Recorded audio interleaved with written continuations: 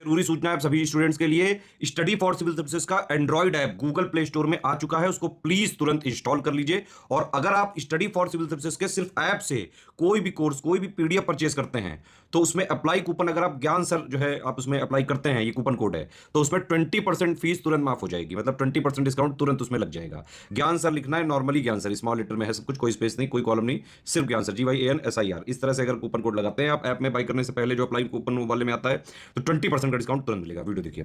नमस्कार दोस्तों 11 नवंबर 11 बजे क्या तैयारी है आप लोगों की? आप लोगों ने क्या सोचा है? क्या ज़्यादा से ज़्यादा लोग पहुंच रहे हैं या नहीं प्रयागराज?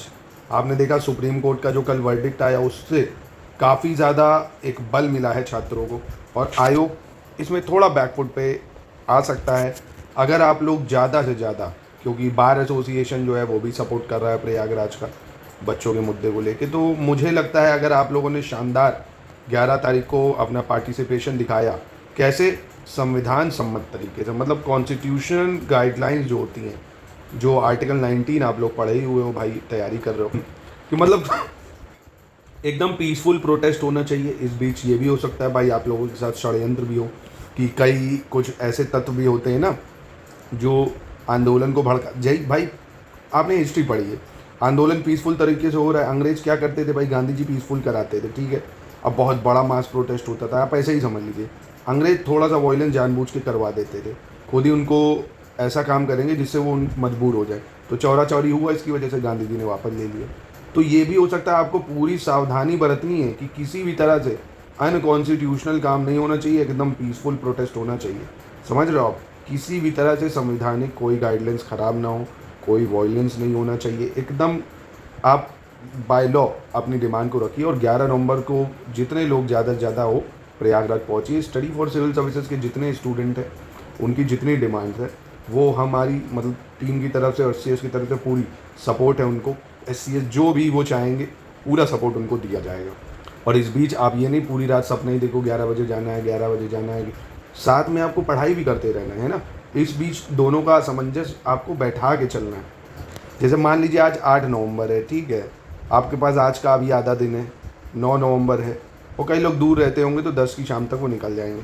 तो आप कोशिश करिए, नहीं ज़्यादा कुछ कर सकते हैं तो इन 3 दिनों में एक कम से कम GS का फुल लेंथ टेस्ट लगा लीजिए।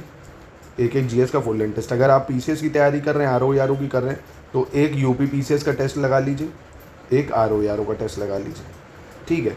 और ऐसे ही अगर आप सिर्फ PCS की कर रहे हैं, RO नहीं कर रहे हैं, तो एक लगा लो, ठीक है। CSAT का लगा लेना। और अगर सिर्फ जो बच्चे RO कर रहे हैं वो एक GS का टेस्ट लगाएं, एक अपना हिंदी का टेस्ट लगा लें, ठीक है। SCS की ऐप को डाउनलोड करिए, उसमें बहुत शानदार कई सारे फ्री भी पड़े हुए हैं, आप उसको अटैम्प्ट करिए। और कई सारे पेड हैं, तो उनको अपना लेटेस्ट एंड पैटर्न के टेस्ट हैं, उनको आप लेके अटैम्प्ट करिए। वहीं पे अपना प्रोटेस्ट भी करते रहिए, चल रहे हैं अगर रास्ते में अपना टेस्ट को अटैम्प्ट करिए। वीडियोस देख लीजिए SCS के, इस चैनल पे भी कितने सारे फ्री इनिशिएटिव देखिए पड़े हुए हैं।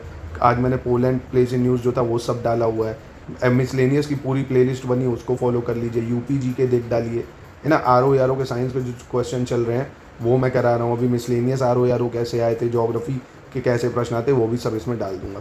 तो स्टडी फॉर सिविल सर्विसेज का लगातार आप फॉलो करके सिलेक्शन मटेरियल उसका जितना ज़रूरी है एग्ज़ाम के लिए।